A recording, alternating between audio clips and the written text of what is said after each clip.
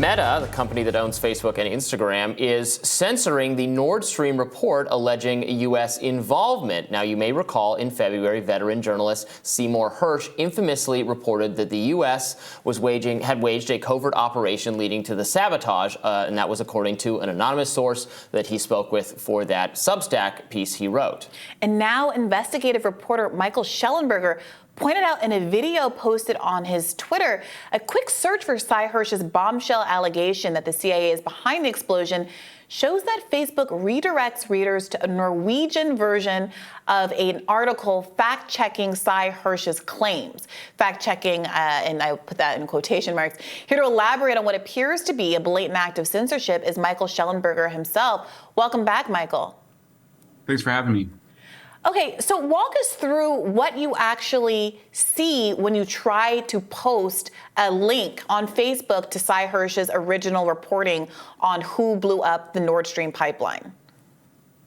Sure. Well, the first thing that comes up is a warning. It's a pop-up, and it basically says this is, it says, I'll read it specifically. It says, before you share this content, you might want to know there's additional reporting from Faktisk, which is the Norwegian fact-checking partner to Facebook. And then it's in Norwegian. You can't actually read what it says. If you choose to share anyway, which is the less highlighted option, the highlighted option is cancel. If you share anyway, then it puts up a big black square that says false information checked by independent fact-checkers. And I posted it to my personal Facebook page, my author Facebook page, and the Substack public, our Substack public page on Facebook. And it all did the same thing. And every time I would say something slightly different, but I was kind of protesting the censorship. And then really it just did not get very much interaction compared to other posts. So I suspect no wonder why, because it's throttled. It's worth noting that in addition, because I just tried to do this myself, and it's worth noting that in addition to telling you that, you might want to know that there's additional reporting and asking you if you really want to share this, it warns you, maybe even threatens you, that pages and websites that repeatedly publish or share false news will see their overall distribution reduced and be restricted in other ways. So it's basically telling you, post this at your own risk. We might throttle your account as a consequence. Well, that's new, Brianna. I did not know that. That's shocking. That's new from what we had last night. So this is... So I think it's important to clarify here. So what Facebook does is different from some other social media companies. Facebook has effectively deputized fact-checking. Again, I think very important to put the fact-checking in quotes. These independent organizations that are almost contracted by Facebook to do fact-checking. A lot of these organizations seem to me to be little more than just kind of progressive activist groups, with very ideological agendas on COVID, on climate, on some other things. I've run up against this. I had a Reason article where I would share it on Facebook. It was really just aggregating an Atlantic article about mask mandates not working in school. Nowhere did I make the claim that masks don't work. I just said here's some evidence that mask mandates didn't improve outcomes in school. And then again, it's not Facebook doing it. It's the fact-checking group has this power to say, oh, you made a false claim, and now this is going to be suppressed. And in that case, I ended up so I contacted people I know at Facebook. Obviously, this isn't a solution everyone can do, but I have contacts, and I was like, "How dare you? You got to get this people in line. They're actually making up a claim that I didn't say. It says on my post, the fact check says that you said masks don't work. Well, that's not true, but I never said that. So you're like introducing misinformation if you're saying I said that. A long way of saying that I think the way Meta handles this is not good, even though it's not technically Meta doing it, but they have yielded it to these organizations. I think there's also something else to point out here, which is that last month, and I think you guys reported on this too, Facebook agreed to start censoring so-called misinformation or false narratives, which of course means that there can be true facts that could lead people to conclusions that they don't like. Came out of the White House Summit for Democracy Summit. And Facebook agreed to do this if it would weaken our support to Ukraine amidst Russia's war of aggression. Okay, so that was last month.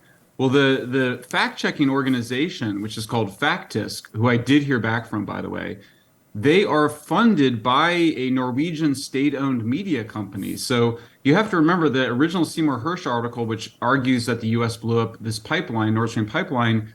He argues that it had the help from the Norwegian government. So here you have a situation where the Norwegian government is involved in censoring an article that claims that it participated in the blowing up of a pipeline. I can't imagine a more direct conflict of interest than that one. And then you combine that with the fact that the head of misinformation at Facebook came from CIA, the head of its sort of security at Facebook came from the Atlantic Council, which is basically NATO's think tank and PR operation. And then he worked at NATO before that. It starts to look like the security state is directly involved in pressuring or directly involved in censoring content that it views as problematic on Facebook's platform. Yeah, it's worth noting the Norway connection isn't trivial.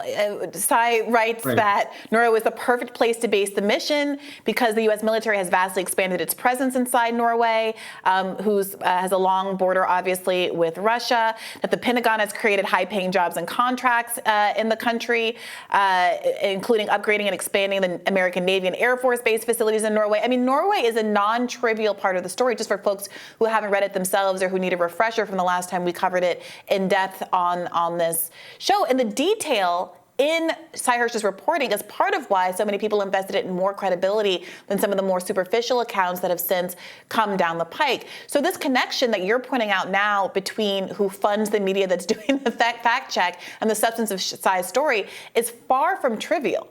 So have you heard any response then from Meta or Facebook? Because your tweet about this got quite a bit of traction.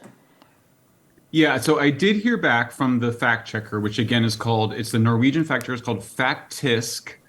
And I heard back from the editor-in-chief, Kristoffer Egeberg, and he said that he said, quote, "I disagree with your premise. Fact-checking and critical journalism is not about censoring the debate, but enlightening the debate." He said, "As far as I know, you are free to share and comment on the Hersh article in question, known as being banned or silenced." So first of all, that's just disingenuous. If you put a black square over an article warning people not to read it, that is textbook censorship. The fact that you can still access it does not change that censorship. In fact, I think I've looked up, there's been, what is censorship, what's not censorship.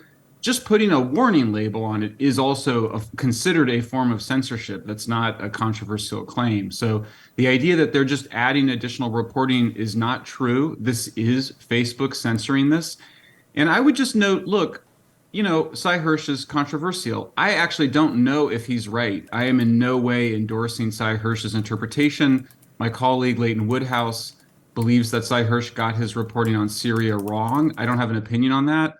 Sy Hersh also won the Pulitzer for one of the worst atrocities by U.S. forces in Vietnam. He's been a reporter for 50 years.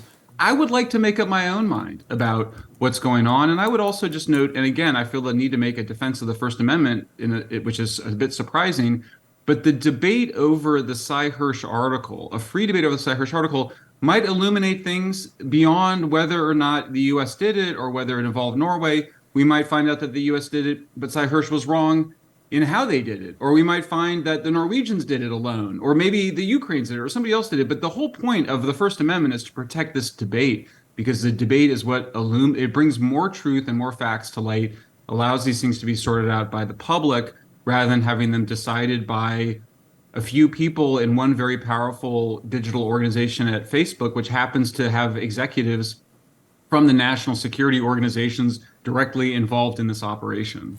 Yeah, I'm going to get in touch with Facebook and see if they stand by this. I suspect, given my previous engagement with the company itself rather than the fact checkers, they do occasionally, get them in line in egregious examples, which this is certainly one. Doesn't fix the problem of this, being the reality in the first place, but I expect we'll have more to say on this very soon. Michael Shellenberger, thank you so much for bringing this to our attention.